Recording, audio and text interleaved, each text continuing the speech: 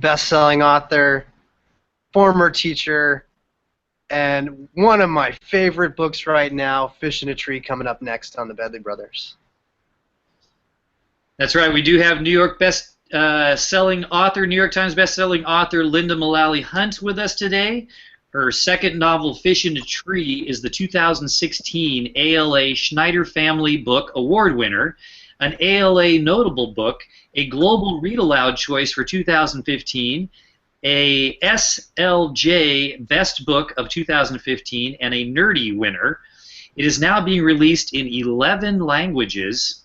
It will also be a stage show in New York City.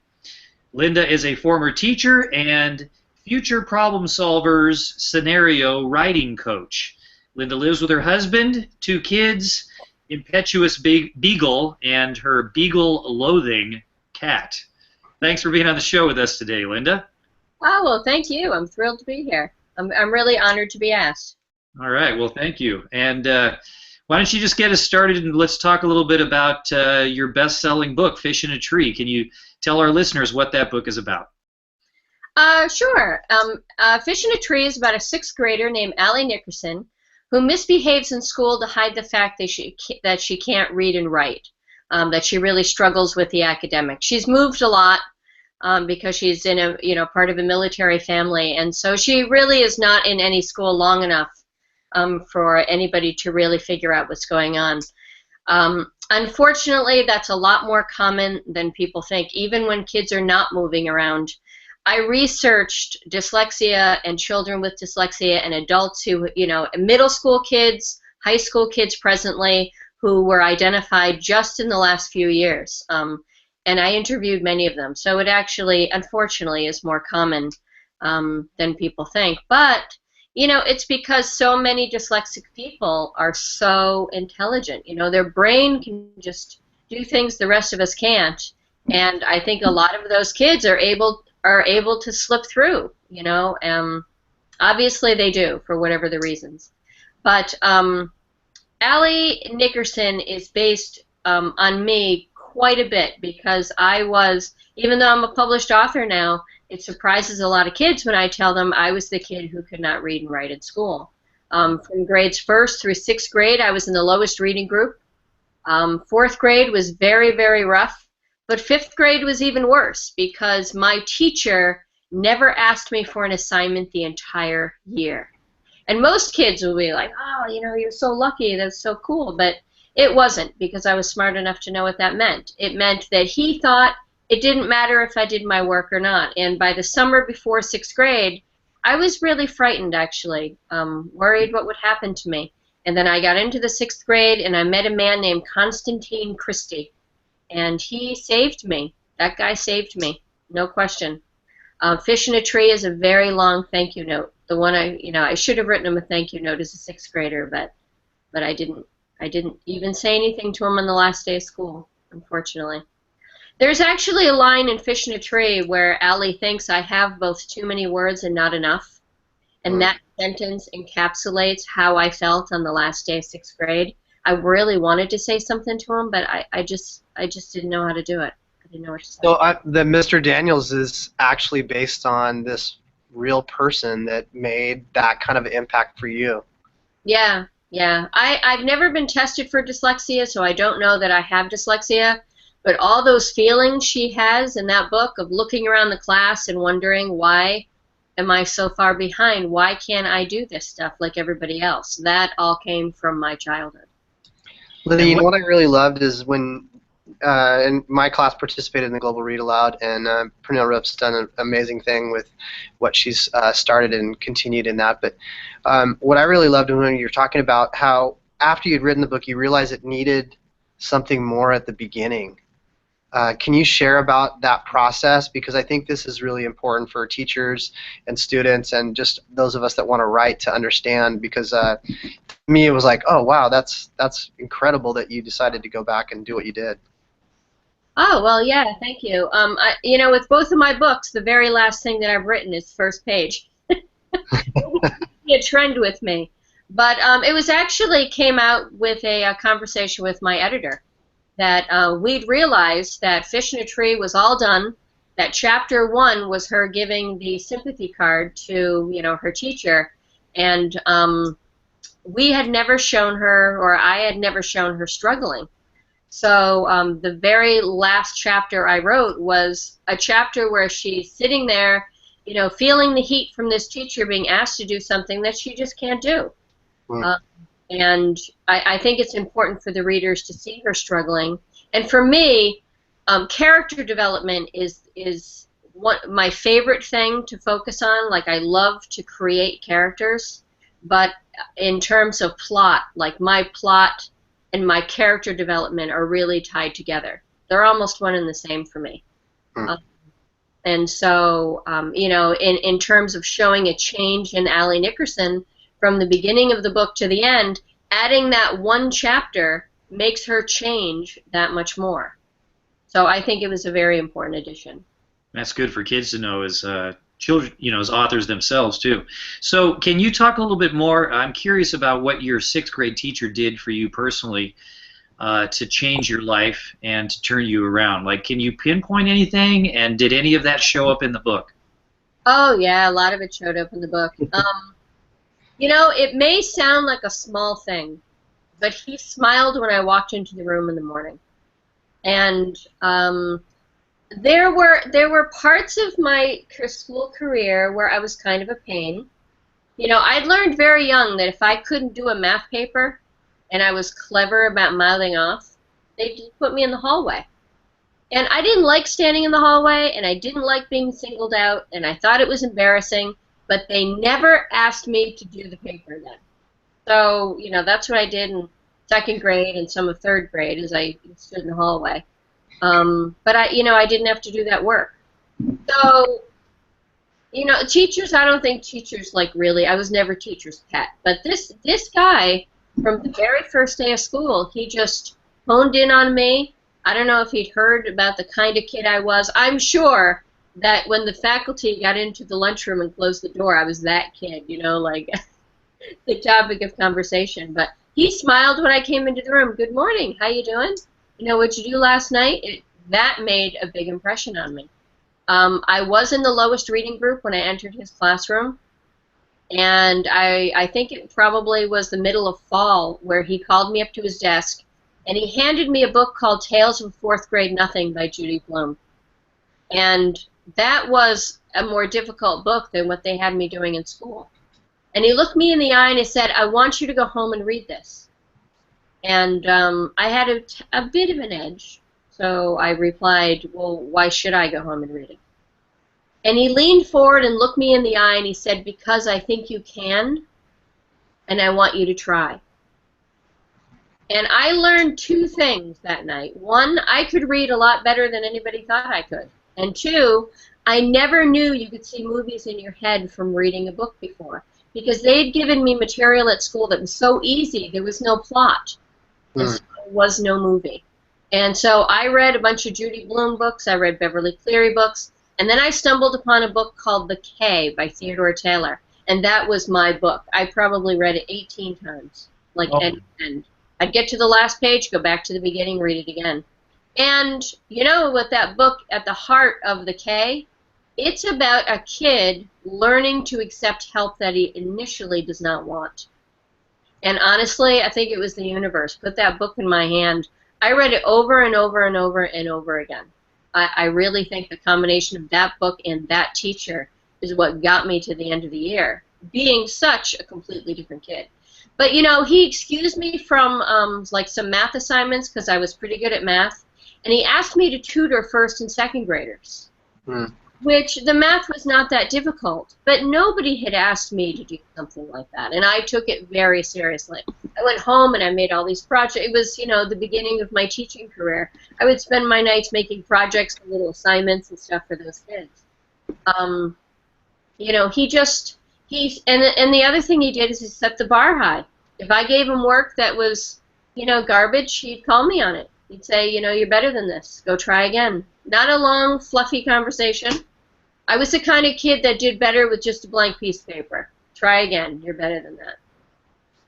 You know, I got to a point where I tried very, very hard to please him. Very hard to please him. That's inspiring. Wow. Yeah, and I feel that. I remember getting kicked out of music class many times and sent to the vice principal's office, and I think I learned a lot about being in education by sitting up and talking to the vice principal in the middle school, not wanting to play my saxophone because I didn't like the teacher too much, and that really made an impact for me. So if I liked the teacher, I'd work for him. This story has a unique plot, and I love how you bring in the different characters and then add their own storylines along with it and their voices to it. Albert's a really unique character, and along with a lot of the different characters in there, Shay and the different characters. So, Lynda, how is it that you go about developing that plot? I mean, you talked about it being along with the characters themselves, but could you talk a little bit more about that process, or maybe how you see a student being able to tap into a process of better developing a plot? Because when I look at my fifth graders, I know they have a passion, I know they have stories, but then being able to actually put it into writing so that it communicates that story to others is always a little bit of a challenge. Well, I have to say that when I do writers' conferences around the country, one of the popular workshops I do is entitled Organization for the Nonlinear Thinker, because my characters and the emotion are very raw and very strong and complete, like almost immediately.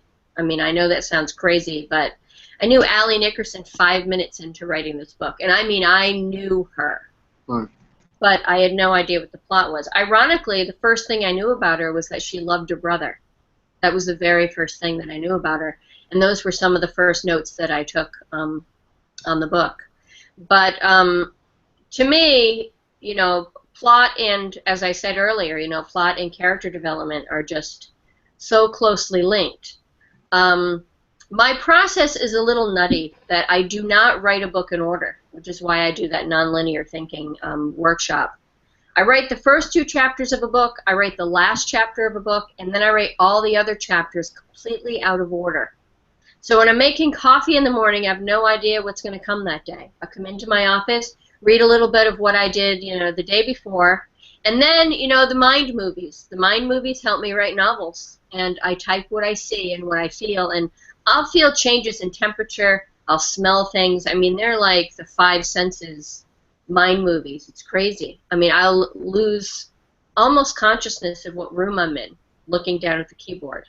And this is a lot like Allie as a character, right? Yeah. It is, and I tell kids, I could have wished that away when I was a 4th grader, I would have, but now it's such a gift. I'm so grateful. So what I do when I finish those scenes is I write them on 3x5 cards, and I put them on a big magnetic whiteboard here in my office, and it becomes a puzzle. So when I'm taking clothes out of the dryer and I'm folding them, it'll just pop into my head like, oh, well, this scene has to come before this scene because of da-da-da-da-da. And, I'll drop the clothes, run down to my office, and move the cards around. So in terms of plotting, what I would say to teachers and I would say to students is that you really have to experiment with what works for you, because there was a time where I thought I never had a shot at publishing a book because I could not outline like my friends. They outline and they know everything that's going to happen, pretty much before they sit down to write. I could never do that. There are all kinds of different graphic organizers to help kids organize. But, sometimes bullet points. Sometimes kids do better with just very basic. I can't do like a lot of notes. I know it might sound a little silly, but if I do a lot of notes beforehand, I think it almost dilutes the writing when I get to it. So I keep my notes very, very short, like bullet points. And again, those notes are scattered. I mean, they're in little slips of paper. And so, Lynda, when you do you write this, you talked about writing the ending. Is that the climax that you're writing, or is that where you know where you're taking these characters in the end, or? Well, the ending is more the resolution. Okay. The climax, the resolution is like the very end of the book and the way it's tied up. The climax is typically before that, like 80% of the way through the book. But I keep going back to character development. To me, because I write character-driven novels. So my focus is what's going on with this character, where did she begin, where will she end up at the end, to me, the climax is when that character changes, or when that character realizes that she needs to change, or he needs to change, because I've got some boy characters as well. Yeah. You know, like Albert, you know, and every single character has their own story arc, has their own character arc. So I actually separate all those out. I will print up, like, Albert's pages in a packet, Keisha's pages in a packet, you know, Allie's pages, almost like separate books, and read each of them individually just to track that character's journey. So I think for me, the plot falls into place as I, you know, deepen those characters. But, you know, sometimes I'll write a chapter, like in the very first draft of Fish in a Tree. That chapter, I think it's called Bird in a Cage, where Allie Nickerson is in A.C. Peterson's, and Jessica and Shay come in, and they sit down next to her at the counter. In the very first draft, those characters were seated in a booth across the room, and they were just sort of looking at each other, and there were signals, and there was a little stress, but, you know, when it was all said and done, nothing happened in that chapter. Nothing happened. And when you're thinking in terms of plot, you think, what does this character really want to avoid?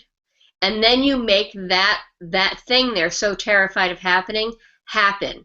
Because when you put a character in trouble, you can reveal who they really are.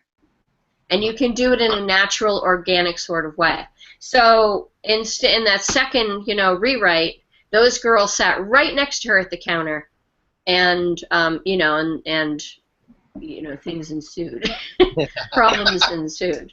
But again, to me, character development and plot are so tied together. You can't do one without the other. Yeah. Lynda, I want to go back to what you talked about, and just, I really believe it's honoring kids and being student-centered in your teaching, in terms of that not everybody thinks the same way. And so, as teachers, we teach this thing called the writing process, you know. Do you believe in the writing process? Should we be teaching that to kids, or I mean, what's your feeling about that? I believe that we need to show kids the basics. Yeah, I mean, every book has to have a plot. You know, I mean, you have to have a plot. The question is, how do you do that? I think if you sit down and you talk to even kids that are older, you know, middle school kids and high school kids, plotting a novel is overwhelming. And when I go in and do plotting with kids, I will use picture books. There are some picture books that I think work really well. Finn McCool by Tommy DePaula. I love that. I love that book. Mother Bruce is a brand new one by Ryan Higgins, I believe. That is a great picture book. You know, a really awesome plot. What was the other one? Oh, Calvin Can't Fly is another picture book. And all three of those books use a very basic plot structure that kids can really see.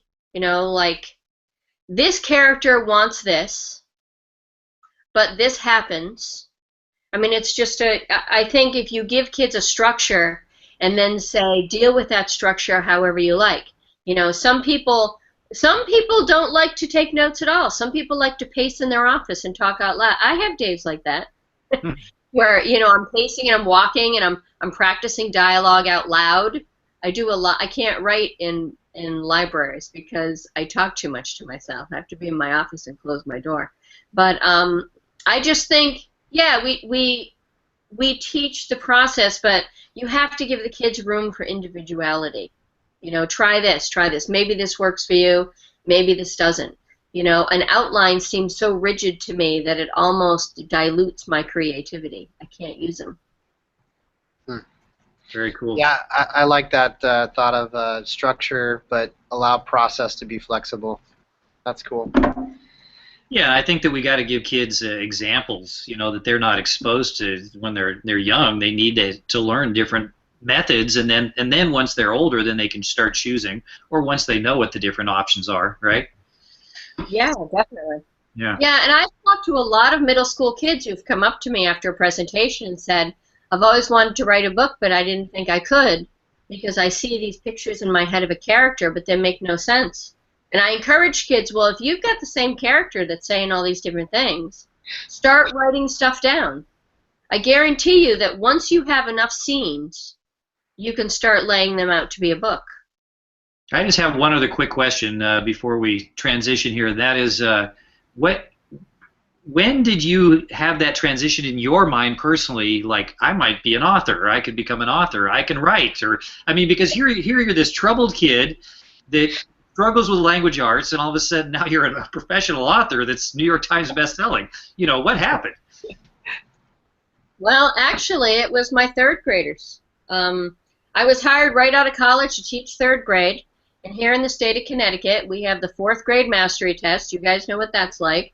Administered in September, fourth grade, so my responsibility was to teach kids to write multiple paragraphs on a single topic.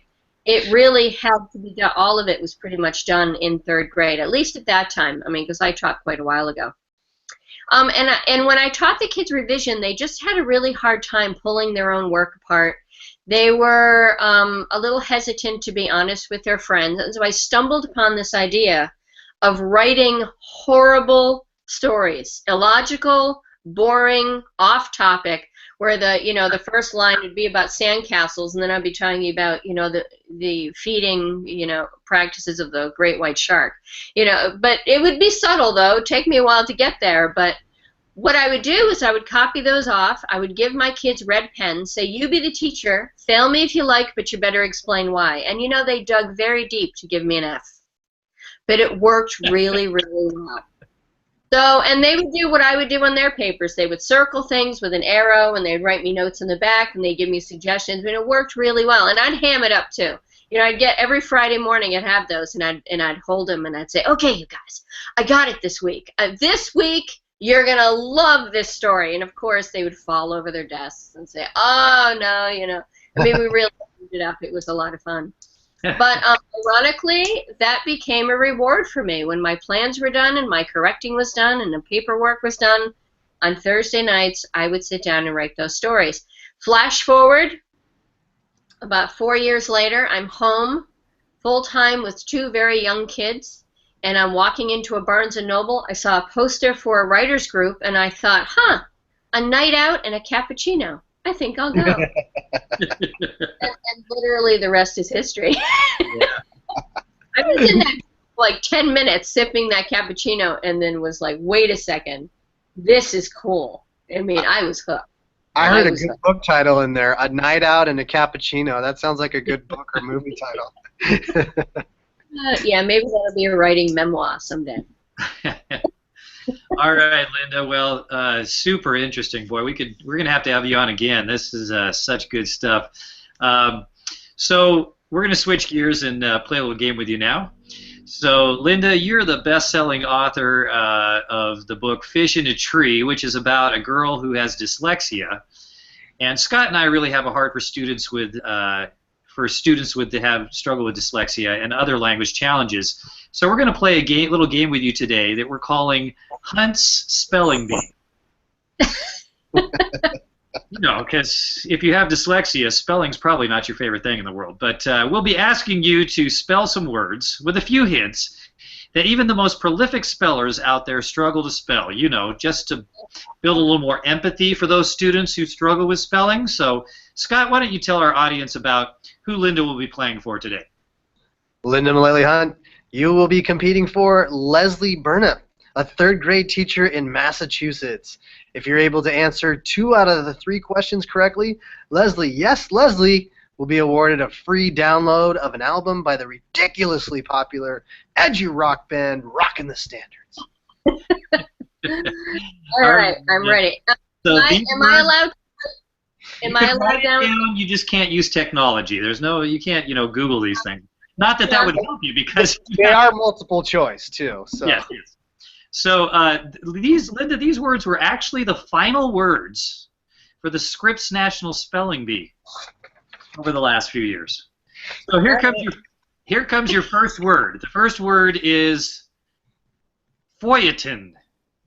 Is feuilleton spelled like A, Could I get the language of origin for that, please, Tim? Okay. Sorry. Foitin. A. Foiitin. All right, so that's the first choice. Or is it B? Feuilleton.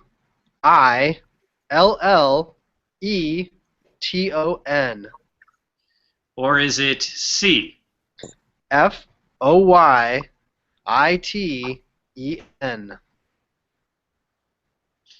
Would you pronounce it one more time? It's pronounced foitin, and it comes from French. All right. I'm gonna go with. I didn't really hear A, but I'll go with C. C. Foyiten. Oh, I'm sorry, that's not correct. Wow, these are hard, Tim. I know, it's Feuilleton. I have a hard time spelling them, and I'm looking at them. That was the All right. That was the 2015 word that the co-champ spelled, and what it means is it's a part of a European newspaper devoted to light literature, fiction, criticism, etc. In French, feuilleton, feuilleton, yes, can also refer to a soap opera. So there you have it. Okay, I might write the next book. A commonly used word in all of my writing, Tim. I know that. Yes. Yeah. Yeah. Put one of these words in your next book. Let's see if your spell checker even has it in there. Number 2. The word is stickamithia. Stickamithia. Stickamithia. Okay. So is stickamithia spelled like A? Stichomythia.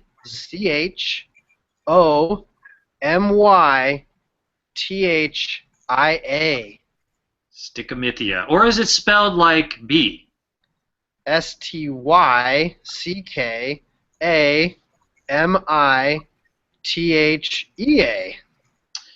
Or is stickamithia spelled like C?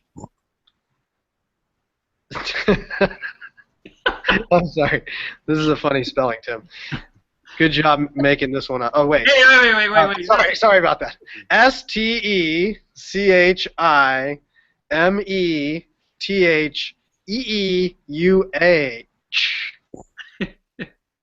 All right. I'm going to go with A. You're going to go with A. Right. Yes, stickamithia is spelled Stichomythia. It is the other word from the 2015 Scripps National Spelling Bee that the other co-champs spelled. I guess it was like the first time that they had co-champions or something. They just gave up because the kids could spell all the words in the dictionary or something. They ran out of words, Tim. Ran out of words. So what it means is a dramatic dialogue, as in a Greek play, characterized by brief exchanges between two characters during a scene of intense emotion or strong argumentation. So good luck on using that one in your in your next book. All right. So your third and final word is natal. Natal.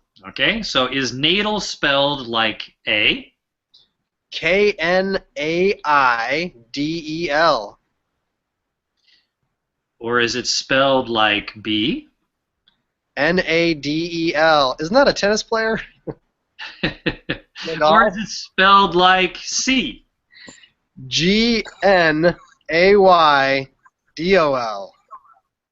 So the word is natal. Do you spell it KN, just with an N, or starting with a GN? Those are some of the big differences. I'm going to go with KN. KN is correct, yes. Knaidel. Boy, you are quite the speller. Well, no, I think that's a miracle.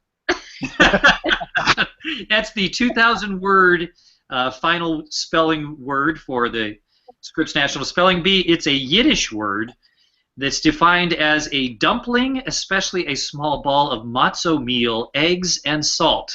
Doesn't that sound delicious? It does. It does. Okay, so Scott, why don't you tell our audience how Lynda did today? Lynda, you got 2 out of 3 correct, and that's good enough to be a winner. Congratulations, you've won absolutely nothing. But Leslie just won a free download of the Rockin' the Standards album, the education rock and roll music for 2nd through 6th graders, created by one and only Tim Bedley. All right. So That's thanks awesome. for being a good sport there with some extremely hard spelling words, and getting a little empathy maybe. I know that I need a lot of times some empathy for my kids that struggle with these kinds of things. Spelling was easy for me. It was everything else that was hard, but spelling was always something that was pretty simple. But Whatever, straight A student. I was the struggler. oh, no, I wasn't straight A's, not even close. I was too lazy to get straight A's. So Lynda, why don't you tell your new fans from our show here how they can get a hold of you in the future and learn more about your books and you personally. Well, I'm on Facebook with the name Lynda Mullaly Hunt, and I'm on Twitter with the handle LYN and then Mullaly Hunt, the DA. I didn't have enough characters in there. And I wasn't savvy enough to make up something really short when I first signed up for Twitter.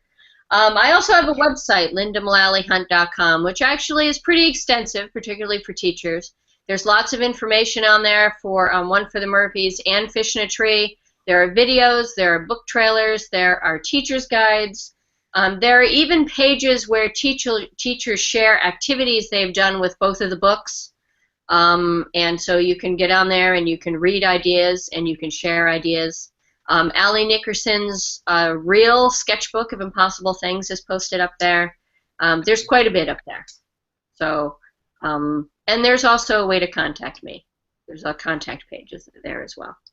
Hey, Lynda, we really appreciate the time and coming on to share with our audience, and just we value the writing you're doing. Keep doing it, because I just know our kids love these books, and when we want more in their hands just to inspire them and in their reading ability and eventually in their writing as well. So thanks again for coming on the show. We really appreciate it. I had a blast. Thank you very much. Thank you. And thanks for watching. Mom and Dad. Mom and Dad.